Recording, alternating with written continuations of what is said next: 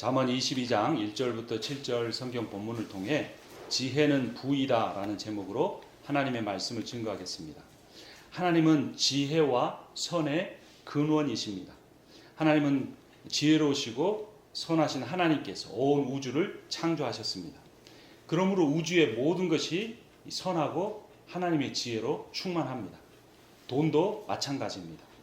가난은 좋고 부는 나쁜 것이 아닙니다. 부도 가난도 모두 선할 수 있습니다. 천국은 좋고 세상은 나쁜 것이 아닙니다.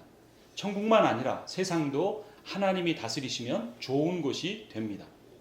여러분, 신앙을 종교의 영역에 제한하려고 하지 마십시오. 이 신앙을 사회 영역에서 드러내는 것이 신앙인의 지혜입니다. 종교와 세상은 대립하지 않습니다. 교회와 사회가 분리되지 않습니다. 신앙과 삶이 나뉘어지지 않습니다. 하늘과 땅이 다르지 않습니다.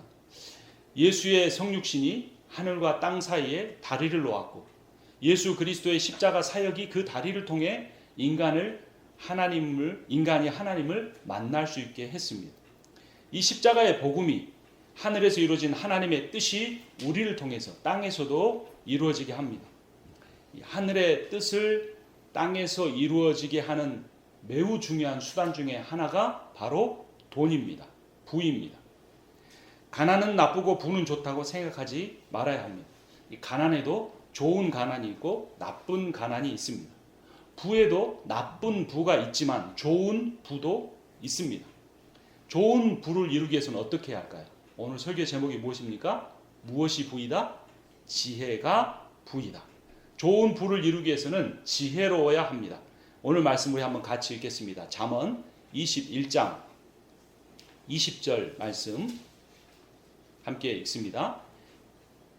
지혜 있는 사람의 집에는 값진 보물과 기름이 있지만 미련한 사람은 그것을 모두 탕진하여 버린다. 지혜라는 단어와 값진 보물이라는 단어가 서로 연결됩니다. 지혜롭다고 다 부자가 되는 것은 아닙니다. 하지만 어리석으면 부자가 되기 어렵습니다.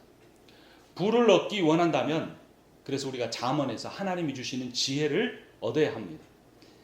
먼저 지혜의 근본이 무엇인지 우리가 생각해 볼 필요가 있습니다. 지혜의 근본은 여호와를 경외하는 것입니다. 잠언 9장 10절을 보면 주님을 경외하는 것이 지혜의 근본이요 거룩하신 일을 아는 것이 슬기의 근본이다 라고 선포합니다. 그래서 여호와를 경외하는 사람은 부를 얻습니다. 같은 잠언 22장 한번 살펴봅니다. 22장 4절 말씀 함께 읽습니다. 겸손한 사람과 주님을 경외하는 사람이 받을 보상은 재산과 영예와 장수이다. 경외가 재산으로 연결된다는 겁니다. 여호와를 경외하는 것이 지혜로 연결되고 여호와를 경외하는 것이 재산으로 연결되니까 결국 하나님 주시는 지혜를 가지고 우리가 부를 일굴 수 있다는 것입니다. 모든 부가 지혜에서 나오는 것은 아니지만 지혜가 없으면 부자가 되기 어렵습니다. 흔히들 이렇게 생각하죠. 하늘은 거룩하고 땅은 속되다. 혹은 교회는 거룩하지만 사회는 속되다. 이런 것들을 이원론이라고 듀얼리즘이라고 합니다. 이원론은 영혼은 선하고 몸은 악하다라고 하는 그리스 철학에서 나온 것입니다. 속세의 인연을 다 끊고 산속으로 들어가 수도를 통해 해탈이나 구원에 이르려는 일부 불교의 교리입니다. 그러나 복음은 몸과 영혼이 하나라고 가르칩니다. 복음은 그리스도인이 사회에서 소금과 빛이 되어 하나님의 나라를 점점 더 넓혀가야 한다라고 도전합니다. 이 복음을 알지 못하는 사람들 중에 신앙과 삶을 분리시키는 위선적인 태도가 있습니다. 특히 돈에 대해서 그렇습니다. 이중적인 모습을 갖습니다. 겉과 속이 다릅니다. 마태복음 25장 25절에서 예수님이 그러한 태도를 가진 바리새인을 향하여 이렇게 말씀하십니다. 율법 학자들과 바리새파 사람들아, 위선자들아, 너희에게 화가 있다. 너희는 잔과 접시의 겉은 깨끗이 하지만 그 안은 탐욕과 방종으로 채우기 때문이다. 그러니까 겉으로는 돈을 좋아하는 사람을 속물이다 이렇게 말하면서도 속으로는 돈을 더 많이 벌지 못해서 안타까워하는 그런 이중성을 갖고 그리스도인들이 살아가는 경우가 있다라는 겁니다. 물론 돈을 하나님보다 더 사랑해서는 안 되지만 결코 그리스도인이라고 해서 돈을 무시하거나 돈을 미워해서는 안 됩니다. 돈을 소중하게 여겨야 합니다. 지혜로운 사람은 돈을 소중하게 여깁니다. 여러분, 100불씩 보내는 선교비는 얼마나 소중합니까? 사랑하는 사람을 위해서 선물을 사기 위해 지불하는 돈은 얼마나 아름답습니까? 몸이 아픈 이웃을 위해 대신 지불하는 병원비는 얼마나 의미가 있는 것입니까? 연로하신 부모님을 위해 보내드리는 생활비는 얼마나 귀한 것입니까? 자라나는 자녀를 위해 사용하는 교육비는 얼마나 값진 것입니까? 여러분, 이 모든 일이 뭐를 사용함으로써 되는 것입니까? 돈을 사용함으로써 되는 것입니다. 선교비, 선물비, 병원비, 생활비, 교육비 다 돈입니다. 물론 기도를 통해서도 이런 일들을 할 수 있습니다. 하지만 나의 기도를 통해 누군가의 돈이나 섬김이 사용되어야만 합니다. 하나님께서 이루셨다라고 말할 수도 있습니다. 그러나 결국 하나님께서 돈을 통해 그 일을 이루신 것입니다. 그래서 돈은 소중하고 귀하고 꼭 필요한 것입니다. 그런데 한 가지 중요한 것은 돈으로 할 수 있는 일들이 많기는 하지만 돈이 수단이라는 사실을 잊어서는 안 됩니다. 돈이 수단이 아니고 목적이 되면 돈을 벌 줄은 알아도 그 돈을 의미 있게 쓸 줄은 모릅니다. 돈을 목적으로 여기고 살아가는 사람은 1,000억 원을 가지고도 통장에 넣어둘 뿐입니다. 가치가 없습니다. 그러나 돈을 수단으로 여기는 사람은 그 돈을 통하여 많은 일들을 할 수 있습니다. 한번 따라서 하겠습니다. 돈을 쉬게 하지 마라. 일하게 하라. 돈을 쉬게 하면 이제까지 종 노릇하던 돈이 어느 순간인가 주인 노릇을 하려고 합니다. 그래서 그 주인이 자기가 번 돈 앞에서 꼼짝도 못하고 돈을 쓰는 일에 벌벌 떨게 만듭니다. 돈을 부리지 못하는 사람은 돈에게 부림을 당하면서 사는 것입니다. 그래서 돈에게 일을 시키십시오. 주인이 고귀하게 여기는 가치를 위해서 종인 돈이 일하게 만들어야 합니다. 그럼 돈을 종으로 부리기 위해서는 먼저 뭘 해야 될까요? 돈을 잘 벌어야 합니다. 돈을 잘 벌고 번 돈을 잘 모으기 위해서 몇 가지 지혜가 필요합니다. 첫째, 성실하게 일해야 합니다. 여러분, 일하라는 것은 하나님의 명령입니다. 잠언은 게으름에 대해서 경고합니다. 그 경고에 사용하는 하나의 비유가 개미인데요. 잠언 6장 말씀을 한번 찾아보겠습니다. 잠언 6장 6절부터 11절까지 말씀을 여러분과 제가 한 절씩 교대로 읽겠습니다. 6절입니다. 게으른 사람아, 개미에게 가서 그들이 사는 것을 살펴보고 지혜를 얻어라. 개미는 우두머리도 없고 지휘관도 없고 통치자도 없지만 여름 동안 양식을 마련하고 추수 때에 먹이를 모아둔다. 게으른 사람아, 언제까지 누워 있으려느냐? 언제까지 잠에서 깨어 일어나려느냐? 조금만 더 자야지, 조금만 더 눈을 붙여야지, 조금만 더 팔을 베고 누워 있어야지 하면 같이 읽습니다. 내게 가난이 강도처럼 들이닥치고 빈곤이 방패로 무장한 용사처럼 달려들 것이다. 그래서 오늘 본문인 바로 앞장 잠언 21장 25절을 보면 이렇게 말합니다. 게으른 사람의 욕심이 스스로를 죽이기까지 하는 것은 어떠한 일도 제 손으로 하기를 싫어하기 때문이다. 또한 잠언 20장 4절에 이렇게 말합니다. 게으른 사람은 제철에 밭을 갈지 않으니 추수 때에 거두려고 하여도 거둘 것이 없다라고 말합니다. 한 구절만 더 보면 잠언 10장 4절은 손이 게으른 사람은 가난하게 되고 손이 부지런한 사람은 부유하게 된다라고 말하는 것입니다. 열심히 일해야 되는데요. 여러분 한번 제가 질문을 해볼게요. 한 달에 100만 원씩 저축해서 10달 동안 모여진 1,000만 원하고 갑자기 어느 날 나에게 주어진 1,000만 원하고 어떤 돈이 더 가치가 있을까요? 저는 전에는 갑자기 주어진 1,000만 원이 더 가치가 있다고 생각했어요. 왜냐하면 생활비 안 쓰고 다 내 돈이 되니까. 근데 100만 원씩 버는 거는 생활비 쓰고 저축하면 더 적은 돈이잖아요. 근데 돈을 아주 많이 번 한 분이 쓴 칼럼의 내용에는 이렇게 말합니다. 일정하게 들어오는 돈은 한 번에 몰려다니는 돈보다 더 힘이 세다. 한 달에 100만 원씩 버는 사람의 힘이 1년에 딱 한 번 2천만 원 버는 사람보다 더 힘이 세다. 이것을 캐시 플로우라고 한다. 비가 오는 것을 예로 들어보자. 비가 일정하게 자주 오면 농작물이 잘 자라는데 큰 도움이 된다. 그런데 비가 1년 동안 내릴 비가 한꺼번에 몰려서 내리면 폭우가 된다. 오히려 농작물을 망칠 수도 있다. 돈도 이런 원리를 갖는다. 경찰 수십 명이 수백 명의 군중을 통제할 수 있는 이유가 있다. 군중은 조직화되어 있지 않지만 경찰은 조직화되어 있기 때문이다. 일정하게 들어오는 작은 돈은 조직화된 경찰과 같다. 큰 힘을 갖는다. 그래서 고생해서 번 돈은 공짜 돈보다 더 힘이 세다. 그러나 갑자기 들어온 큰 돈은 무질서한 군중과 같다. 힘을 합치지 못한다. 갑자기 들어왔다가 더 갑자기 떠나버린다. 똑같은 100만 원이 있다고 하더라도 그래서 고생을 해서 번 돈과 고생하지 않고 번 돈은 다르다. 고생해서 벌지 않은 돈이 100 정도의 힘을 갖는다면 동일한 액수의 고생을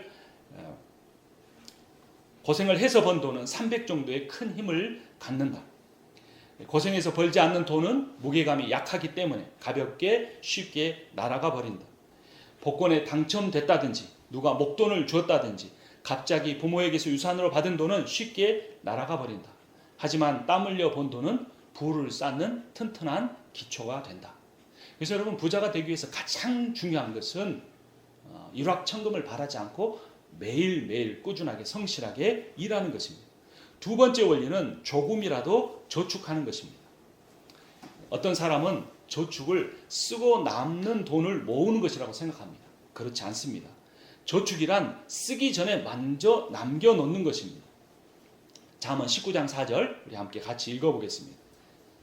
오늘 본문에서 두 장만 앞으로 가면 있죠. 잠언 19장 4절 함께 읽습니다. 재물은 친구를 많이 모으나 궁핍하면 친구도 떠난다. 물질을 내가 벌 뿐만 아니라 그 번 돈을 아껴서 잘 모아야 한다는 것입니다. 저축하기 위해서는 모아야 합니다. 성공하는 사업가가 되려고 하면 동료 사업가보다 4배를 더 벌어야 한다. 이렇게 흔히들 생각하죠. 그러나 그것은 어렵습니다. 그게 아닙니다. 성공하는 사업가가 되려면 동료 사업가보다 4분의 1만 소비하면 된다고 합니다. 월급 생활자가 언제 회사를 그만둘 수 있을까요? 비즈니스를 힘들게 하는 사람이 언제 그 일을 그만두고 본격적으로 하나님의 일을 할 수 있을까요?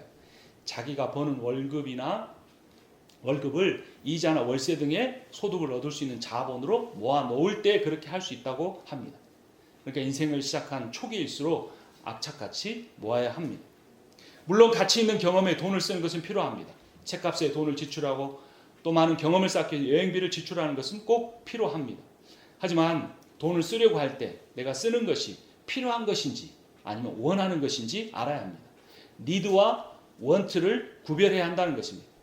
니드, 필요한 데는 꼭 지출해야 하지만 원하는 것에 대해서는 철저하게 절제해야 합니다.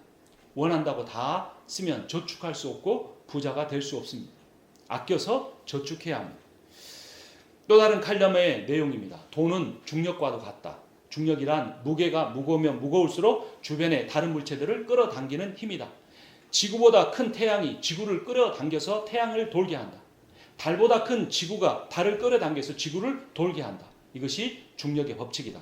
돈도 중력의 법칙에 영향을 받는다. 돈이 작을 때보다도 돈이 조금 더 커지면 그 전에 끌어모았던 힘보다 더 큰 힘으로 다른 돈들을 끌어당길 수 있게 된다. 예를 들어보면 이런 것 같습니다. 어떤 사람이 1,000만 원을 벌려고 하는데 한 달에 100만 원씩 저축하기로 계획을 세웠습니다. 보통 사람들은 첫 달에 100만 원을 벌 때 드는 힘이 두 번째 달에 100만 원을 벌 때 똑같이 든다고 생각합니다. 세 번째도 네 번째도 10달째도. 그러나 그렇지 않습니다. 중력의 법칙 때문입니다. 첫 번째 달에 100만 원을 벌 때 드는 힘의 90%만 있으면 그 다음 달에는 100만 원을 벌 수 있고 그 다음 달에는 80%, 그래서 마지막 10번째 달에는 10% 정도의 돈만 있어도 100만 원을 벌 수 있다고 하는 것입니다. 내가 이미 벌어놓은 돈을 잘 관리하고 좋은 곳에 투자해서 다른 돈을 끌어당길 수 있는 힘을 갖게 되는 것입니다.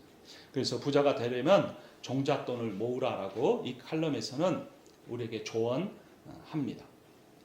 세 번째는 돈에 대해서 공부하라는 것입니다. 여러분 책을 읽으십시오.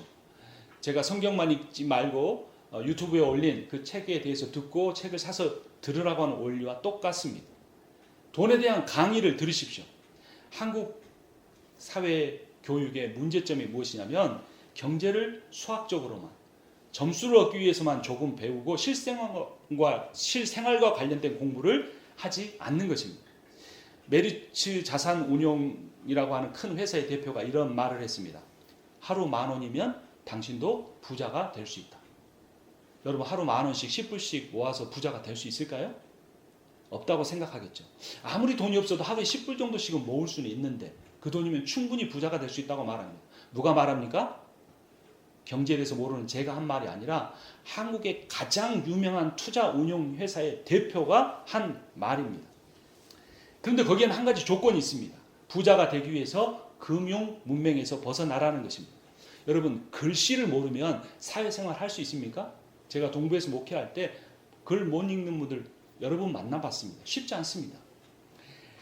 돈을 모르고 경제생활을 할 수가 없습니다. 그런데 사람들은 돈에 대해서 잘 공부하지 않습니다. 믿는 사람들이 믿음만 있으면 기도만 하면 하나님이 돈을 주신다고 하는데 돈을 줘도 관리를 못해서 다 잃어버립니다. 미국에서 NBA 농구 선수들이 몇십만 불, 몇백만 불씩 돈을 법니다. 근데 그 유명한 선수들 중에 60%가 늙어서 다 파산 선고를 한다고 합니다. 금융, 파이낸스에 대해서 공부를 하지 않기 때문입니다. 그래서 이 대표는 금융 문맹은 병이다라고 말합니다.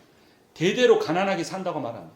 유대인들이 대대로 부자가 되는 이유를 뭐라고 말하냐면 금융에 대해서 잘 공부하기 때문이라고 합니다. 한국은 세계에서 교육열이 제일 1위입니다. 근데 이 대표가 하는 말은 한국이 금융 문맹도 1위라고 합니다. 그러니까 한마디로 쓸데없는 공부만 시킨다는 것이죠. 심지어는 이렇게 말합니다. 한국의 교육열과 부자가 되는 것은 반비례다. 한국의 부모들이 자녀에게 쏟아붓는 사교육비를 줄이면 부모도 부자가 되고 자녀에게도 부자가 될 수 있는 종잣돈을 물려줄 수 있다라고 말하는 것입니다. 그래서 이렇게 가르칩니다. 모범생이 되려고 하지 말고 모험생이 되라. 모험생은 창의적인 사람입니다. 모험생은 남들이 안 하는 일에 도전할 수 있는 사람입니다. 한국 사람들은 유대인들보다 훨씬 더 IQ가 높고 똑똑하다고 말합니다. 단지 한 가지 흠이 있다면 부에 대해서 공부하지 않고 금융에 대해서 공부하지 않는다고 하는 겁니다. 그리고 악착같이 돈만 모으고 그 돈을 다 쓸데없는 데 써버리는 겁니다. 자녀 사교육비, 외제차, 남들보다 좋은 집에 화랑방탕하게 써버리기 때문에 부가 모아지지 않고 자녀에게 가난을 대물림하는 것입니다. 이 대표도 이렇게 말합니다. 돈이 절대 인생의 전부는 아니다. 하지만 돈이 인생의 80% 정도는 되는 것 같다. 유대인들은 어렸을 때부터 돈에 대해서 가르칩니다. 돈을 잘 벌어서 잘 쓰라고 말합니다. 절대로 버는 것에 대해서만 말하지 않습니다. 유대인들은 돈을 절대로 함부로 사용하지 않습니다. 그런데 유대인들은 죽을 때 동족 유대인들에게 다 기부하고 죽습니다. 잘 사용하는 겁니다. 한국에서는 돈을 멀리하라고 가르칩니다. 잘못된 유교 문화가 선비 정신이 겉으로 그렇게 말하게 만드는 겁니다. 그 결과 한국이 OECD 국가 중에서 노후 준비가 가장 안 된 나라입니다. 그래서 한국 노년층의 50%가 빈곤층이라고 하는 겁니다. 공부 잘했고 어느 민족보다 열심히 일했는데 은퇴하고 나면 돈이 없어서 많은 사람들이 힘들었다는 것입니다. 70세가 된 부모가 스스로 돈을 10만 원도 벌 곳이 없으면 자녀가 30년을 부양해야 합니다. 그래서 자녀와 부모가 같이 가난해진다는 것입니다. 돈을 감정적으로 대하는 것도 문제입니다. 이까짓 거 기분 좋을 때 100만 원씩 200만 원씩 쉽게 씁니다. 소확행, 작지만 확실한 행복을 추구한다고 하면서 돈을 감정적으로 다루는 것이 문제라고 하는 것입니다. 고급 여행 다니고 외제차 사고 비싼 옷 사 입으면서 돈을 낭비하는 것입니다. 한 가지 질문을 해보죠. 여러분 요즘에 이 질문을 많이 하는 것 같아요. 그리스도인은 주식 투자를 해도 될까요? 안 될까요? 요즘엔 주식만 아니라 비트코인까지 아주 인기를 끌어서 고민합니다. 나는 한 달에 몇십 불, 몇백 불 아끼기 위해서 애쓰는데 어떤 사람은 하룻밤에 몇만 불을 벌었다 하더라. 이런 말을 들으면 아주 일할 의욕이 사라지는 것입니다. 거기에 대한 답은 주식 투기는 하면 안 되지만 주식 투자는 해도 된다는 것입니다. 사전을 보면 이렇게 설명합니다. 투자는 이익을 얻기 위해 어떤 사업에 자본을 대거나 시간과 정성을 쏟는 것이고, 투기는 기회를 틈타 큰 이익을 보려는 것이다. 그러니까 교회 안에서 아는 사람들끼리 만나서 하는 이야기의 대부분은 투기에 관한 것 같습니까? 투자에 관한 것 같습니까? 투기에 관한 겁니다. 남들 투기해서 이렇게 벌었더라, 도박해서 돈 벌었다는 거 똑같은 것입니다. 투자를 하려면 투자하는 회사를 알지 못하고 투자를 할 수가 없는 것입니다. 자본주의 사회에서 경제 발전이 좋은 회사를 통해서 이루어지는 것인데, 그래서 주식 투자라는 것은 좋은 회사를 발견하고 그 회사가 더 발전할 수 있도록 내 돈을 빌려주고 몇 년이 지나고 몇십 년이 지났을 때 번 이익을 함께 나누는 좋은 제도입니다. 그런데 주식 투자를 하는 사람은 그렇게 많지 않고, 교회에서도 하지 말라고 하며 대부분은 그래서 몰래 숨어서 투기를 합니다. 장기 투자를 하지 않고 단기 투기를 하는 이유는 쉽게 돈을 벌려고 하는 것입니다. 잠언 13장 11절은 이렇게 말합니다. 쉽게 얻은 재산은 줄어드나 손수 모은 재산은 늘어난다. 그러니까 누가 얼마 주식 투기해서 돈 벌었다는 것은 나중에 그 사람이 그 돈을 얼마나 쉽게 날렸는가에 대한 소식은 듣지 못하고 들은 하나의 소문에 불과한 것입니다. 또 다른 칼럼의 내용입니다. 은퇴를 준비하기 위해 또는 아이들 학자금 마련하기 위해 투자한다. 소중한 자산을 투기하겠다는 사람은 별로 없다. 미국 이민 와서 한 푼, 두 푼 번다는 것이 얼마나 어려운지 잘 알기 때문이다. 일부 투자자는 주식을 사고 판다고 해서 본인들이 투자를 하고 있다고 생각한다. 그러나 많은 경우 투자가 아니라 투기를 한다. 노벨 경제학상을 수상한 폴 세뮤얼스는 제대로 하는 투자는 잔디가 자라는 것을 보는 것이라고 말했다. 여러분, 잔디가 자라는 것이 눈에 보입니까? 안 보입니까? 잔디가 자라는 것을 보고 있으면 얼마나 따분하겠습니까? 그러나 내 눈에는 안 보이지만 결국 물을 주고 잘 가꾸면 잔디는 자라기 마련입니다. 투자한 종목의 가격을 매일 검토한다는 것은 짧은 기간의 수익을 기대하는 것과 같습니다. 장기 투자자는 꾸준한 주식 배당금과 주식 가격 상승을 동반하는 기업의 성장을 기대합니다. 그러므로 수시로 변동하는 주식 가격에 민감할 이유가 없습니다. 아껴서 매달 10불이라도 주식에 투자하는 겁니다. 50불이라도 주식에 투자하고 10년을 바라보고 20년을 바라보면서 할 수 있는 것입니다. 신문이나 방송이나 인터넷이나 또한 유망한 주식을 선택을 도와준다는 뉴스레터에 의존해서 주식 종목을 결정하거나 하면 그것은 투기입니다. 아는 사람의 말만 듣고 주식을 사는 것도 투기입니다. 어떤 회사의 재정 문서나 세금 보고 내역이나 그 회사에 대한 미래에 대한 정확한 분석 보고서를 공부하지 않고 하는 모든 주식과 관련된 행위는 다 투기입니다. 주식 투기로 큰 돈을 버는 경우가 물론 있습니다. 그러나 대부분은 종목과 시점이 우연히 맞아서 떨어져서 수익을 얻은 것입니다. 행운은 계속해서 결코 반복되지 않습니다. 어떤 사람이 우연히 그런 행운을 맞았다고 나도 주식을 사는 사람은 어떤 사람이 로또를 맞았다는 신문 기사를 보고 나도 로또를 사겠다고 생각하는 사람과 마찬가지입니다. 주식시장에서 주식을 사고 판다고 주식 투자라고 생각하지만 대부분의 경우 도박과 다른 것이 별로 없습니다. 주식을 사려는 회사에 대해서 철저하게 공부하지 않고 하는 모든 것은 투기에 불과한 것입니다. 잠언은 성급한 대박을 바라는 투기에 대해서 이렇게 경고합니다. 잠언 21장 5절과 6절, 제가 5절 읽고 6절을 함께 읽겠습니다. 부지런한 사람의 계획은 반드시 이득을 얻지만 성급한 사람은 가난해질 뿐이다. 속여서 모은 재산은 너를 죽음으로 몰아넣고 안개처럼 사라진다. 누가 갑자기 어느 날 몇천 불, 몇만 불 벌었다고 부러워하지 마십시오. 그가 번 돈은 그 사람을 죽음으로 몰아넣고 안개처럼 사라져 버릴 것이기 때문입니다. 네 번째, 쉽게 돈 벌 수 있다고 하는 사람을 멀리 하십시오. 사기꾼도 문제지만 사기 당하는 사람이 더 문제입니다. 잠언 20장 21절 같이 읽겠습니다. 처음부터 빨리 모은 재산은 행복하게 끝을 맺지 못한다. 하나님의 말씀입니다.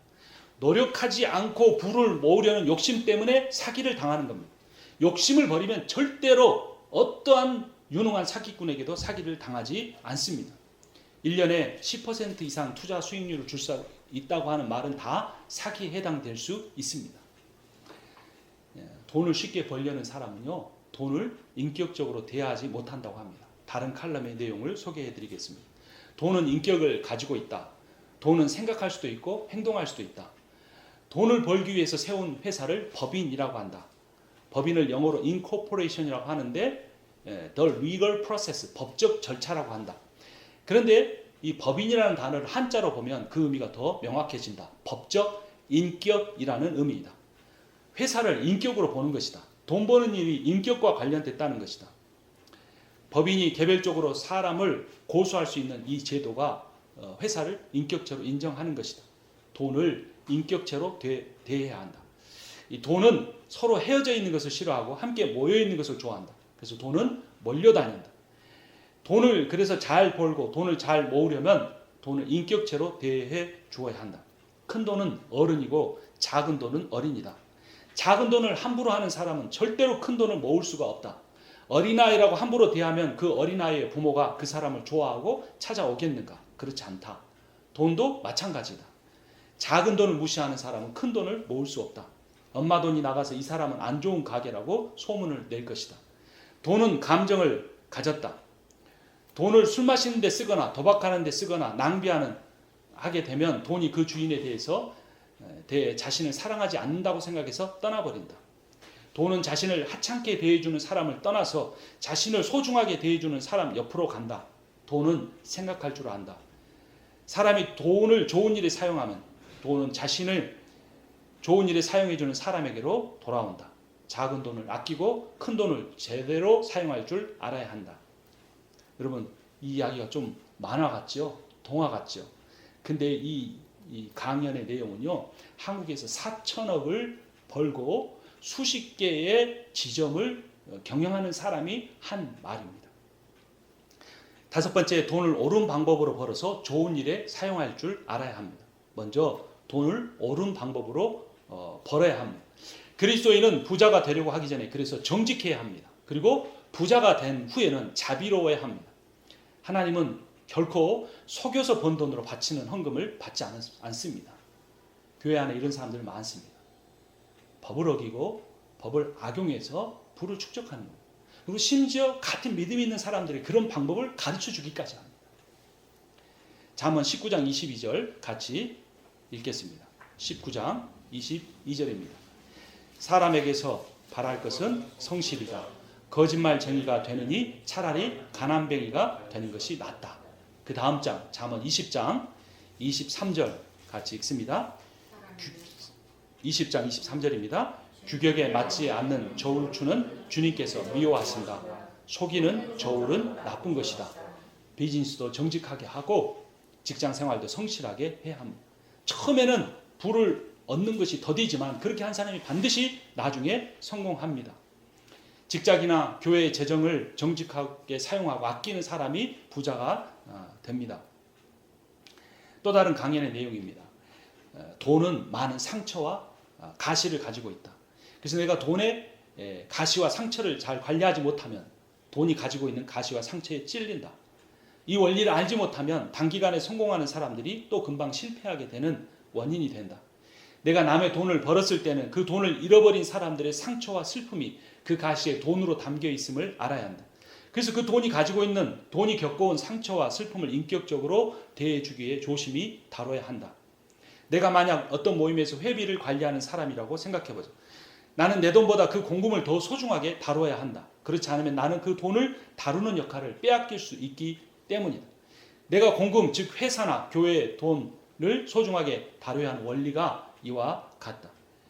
만약 내가 내 돈을 쓰면서 음식을 준비할 때는 사이다 한 병을 더 시키는 것에도 신중한데 친구가 사는 저녁 식사라고 해서 고기를 몇 인분씩 더 시킨다고 하면 그 친구가 나를 위해서 돈을 쓰는 것을 별로 좋아하지 않을 것이다. 하나님께서 우리를 대하는 돈의 청지기로 나를 부르신 하나님도 똑같이 대하실 것입니다. 내 돈을 대하는 태도나 다른 사람의 돈을 대하는 태도가 똑같아질 때 그 사람은 돈을 잘 벌 뿐 아니라 돈을 잘 모으는 사람이 될 수 있다. 내가 다른 사람의 돈이나 회사의 돈이라고 해서 함부로 다루지 않고 내 돈처럼 소중하게 다룰 때 돈은 자신을 소중하게 대하는 나에게 모여들 뿐만 아니라 내 옆에 계속 머물러 있게 된다라는 것입니다. 다음으로는 돈을 좋은 일에 잘 사용할 수 있어야 합니다. 성경은 부를 하늘에 쌓으라고 말합니다. 돈을 버는 목적이 달라야 한다는 겁니다. 잠언 21장 13절 말씀 함께 21장 13절 말씀 함께 읽습니다. 가난한 사람의 부르짖음에 귀를 막으면 자기가 부르짖을 때 아무도 대답하지 않는다. 돈을 잘 버는 이유가 내 주변에 힘든 사람들을 도와주기 위한 것이 하나가 되어야 한다는 것입니다. 제가 어렸을 때 주일학교에서 많이 불렀던 복음성가가 있습니다. 사랑은 참으로 버리는 것, 버리는 것, 버리는 것. 사랑은 참으로 버리는 것, 더 가지지 않는 것. 이상하다 동전 한 입 움켜잡으면 없어지고 쓰고 빌려주면 풍성해져 땅 위에 가득하네. 잠언 11장 24절에 이렇게 말합니다. 남에게 나누어 주는데도 더욱 부유해지는 사람이 있는가 하면 마땅히 쓸 것까지 아끼는데도 가난해지는 사람이 있다. 남에게 베풀기를 좋아하는 사람이 부유해지고 남에게 마실 물을 주면 자신도 갈증을 면한다. 하나님의 말씀입니다. 또한 오늘 본문 28절은 이렇게 말합니다. 우리 함께 읽겠습니다. 28절입니다. 자기의 재산만을 믿는 사람은 넘어지지만 의인은 푸른 나무잎처럼 번성한다. 돈을 버는 목적이 다른 사람을 도와주는 데 있어야 한다는 것입니다. 여섯 번째, 사회 약자들이 자립하기 쉬운 사회 구조를 만들기 위해서 노력해야 합니다. 공산주의의 문제점은 인간을 너무 선하게 본 것입니다. 다 같이 똑같이 쓴다? 그럼 일하지 않는 인간의 악함을 모른 것이죠. 자본주의의 약점은 인간의 이기심을 너무 이용한 것입니다. 퍼주기식 구제에는 문제가 많습니다. 여러분, 보조금을 받기 위해서 평생 보호구역 안에 살면서 마약과 술에 젖어 사는 일부 아메리칸 인디언들을 우리가 관찰해 보아야 합니다. 돈 자체를 주고 끝내는 구제는 오히려 그 사람을 게으르게 만들고 병들게 할 수 있습니다. 일하는 사람에게 사업자금을 대줘야 되고 공부하는 사람에게 장학금을 대줘야 합니다. 우리는 그런 일에 우리의 교회 물질을 사용할 수 있어야 합니다. 어려운 사람을 돕는다고 그 사람이 진 빚보증을 서는 일을 절대로 삼가해야 합니다. 빚보증을 안 서면 한 사람이 어려울 때 다른 사람이 도와줄 수 있는데 빚보증을 서게 되면 두 사람이 모두 어려워져서 아무도 서로 도울 수가 없습니다. 잠언 17장 18절이 우리에게 이렇게 지혜를 줍니다. 지각 없는 사람 서약 함부로 하고 남의 빚보증 잘 선다. 20장 16절 우리 함께 읽도록 하겠습니다. 잠언 20장 16절 말씀입니다. 남의 보증을 선 사람은 자기의 옷을 잡혀야 하고 모르는 사람의 보증을 선 사람은 자기의 몸을 잡혀야 한다. 빚보증 절대로 서면 안 된다는 겁니다. 가족끼리도 서면 안 되는 것입니다. 보증을 서거나 돈을 빌려주지 말고 내가 돌려받지 않아도 될 만큼 그냥 어려운 사람에게 주십시오. 잠언 21장 26절입니다. 21장 26절 같이 읽습니다. 악인은 온종일 탐하기만 하지만 의인은 아끼지 않고 나누어 준다. 그 다음 장 22장 9절 말씀 같이 읽습니다. 남을 잘 보살펴 주는 사람은 복을 받는 것은 그가 자기의 먹거리를 가난한 사람에게 나누어 주기 때문이다. 누가복음 12장 33절에 이렇게 가르칩니다. 너희는 소유를 팔아서 자선을 베풀어라. 너희는 자기를 위하여 낡아지지 않는 주머니를 만들고 하늘에다가 없어지지 않는 재물을 쌓아 두어라. 거기에는 도둑이나 좀의 피해가 없다. 마지막 일곱 번째, 돈의 종이 되지 말고 돈의 주인이 되어야 합니다. 돈의 노예가 되지 않기 위해서는 지혜가 필요합니다. 돈을 벌어서 부자가 되는 꿈보다 더 멋진 꿈을 갖는 것이 지혜입니다. 그래서 오늘 설교의 제목이 지혜가 부라는 것입니다. 그 꿈을 실현하기 위해서 돈을 버는 사람만이 돈의 종이 되지 않고 돈의 주인이 될 수 있습니다. 하나님께 주시는 비전을 품으십시오. 이 세상 어떻게 살까 두려워서 돈을 버는 것이 아니라 하나님이 나에게 주신 그 비전을 실현하기 위해서 열심히 일하고 그 돈을 아껴서 저축하고 금융에 대해서 공부해서 투자해서 그 돈을 불리는 사람이 돈의 종이 되지 않는 것입니다. 마태복음 6장 24절 우리에게 경고합니다. 아무도 두 주인을 섬기지 못한다. 한쪽을 미워하고 다른 쪽을 사랑하거나 한쪽을 중히 여기고 다른 쪽을 업신 여길 것이다. 너희는 하나님과 재물을 아울러 섬길 수 없다. 종이 한 장 같지만 나중에는 천지차의 결과를 가져옵니다. 내가 돈의 종이 될 것인가? 돈의 주인이 될 것인가? 돈의 주인이 되기 위해서는 하나님의 종이 되어야 합니다. 하나님께서 내 인생에 어떤 비전을 주셨는가를 내가 발견하기 위해서 말씀을 묵상하고 기도해야 합니다. 그리고 그 비전을 이루기 위해서 내 삶을 거기에 쏟아 부어야 하는 것입니다. 부자가 된다고 해서 반드시 행복해지는 것은 아닐 수 있습니다. 하지만 가난하게 사는 것보다 부자로 살게 되면 할 수 있는 일들이 많아져서 행복해질 가능성도 많아집니다. 돈이 없어서 매일 먹을 음식과 집세 걱정을 하면서 살게 되면 행복하기가 쉽지 않습니다. 물론 그래도 행복할 수 있습니다. 가난해도 얼마든지 행복할 수 있습니다. 그러나 그럴 확률과 가능성이 더 줄어든다는 것 뿐입니다. 그래서 우리는 더 그 확률을 높이기 위해서 열심히 일하고 쓰기 전에 먼저 아껴서 저축하고 미래를 위해서 금융과 경제를 공부해서 장기 투자하고 그렇게 얻은 열매로 가족을 섬기고 어려운 사람을 돕고 하나님의 복음을 선포하는 일에 사용한다면 이것이 얼마나 아름답겠습니까? 결론입니다. 돈을 벌거나 사용하는 방법이 나쁠 수 있지만 돈 자체가 나쁜 것은 아닙니다. 돈을 사랑하거나 돈을 숭배하는 것은 잘못이지만 돈을 미워하는 것도 바르지 않습니다. 돈을 사랑하지 말라는 것은 돈을 하나님보다 더 의지하지 말라는 것입니다. 그러나 그리스도인은 자기 자신과 가족에 대한 책임감을 가지고 성실하게 일해서 돈을 열심히 벌고 잘 모으고 잘 사용해야 하는 것입니다. 하지만 열심히 살려고 하는데도 가난해질 수도 있습니다. 상황이, 환경이 내가 이제까지 경험했던 일들이 나를 가난하게 만들 수 있습니다. 그래서 가난하게 되는 것보다 되거나 부자가 되는 그 결과보다 더 중요한 것은 내가 지금 이 순간 어떻게 살고 있느냐라는 것입니다. 내가 그리스도인으로 성실하게 일하며 사는가, 아끼며 사는가, 저축하며 사는가, 모은 부를 통해 자신과 가족과 교회와 사회를 섬기게 해달라고 하나님 앞에 무릎 꿇고 기도하고 있는가가 중요하다는 것입니다. 그런 과정만 확실하면 지금 이 순간, 아니 내가 마지막까지 가난해도 상관이 없는 것입니다. 하나님을 경외하는 것이 지혜의 근본입니다. 그리고 지혜는 부를 가져옵니다. 하나님을 경외하며 성실히 일할 뿐만 아니라 지혜로운 부를 얻는 방법에 대해서 공부함으로써 가족을 돌보고 교회를 섬기며 이웃을 섬길 수 있는 복을 받으시기를 주님의 이름으로 축원합니다. 기도하겠습니다. 살아계신 하나님 아버지, 교회만 아니라 세상도 하나님의 것임을 우리가 인정합니다. 하나님 아버지, 우리가 교회를 섬기는 것만 아니라 직장 생활을 성실하게 하고 비즈니스를 열심히 하는 것도 하나님의 이름을 다시 한번 깨닫게 하시니 감사합니다.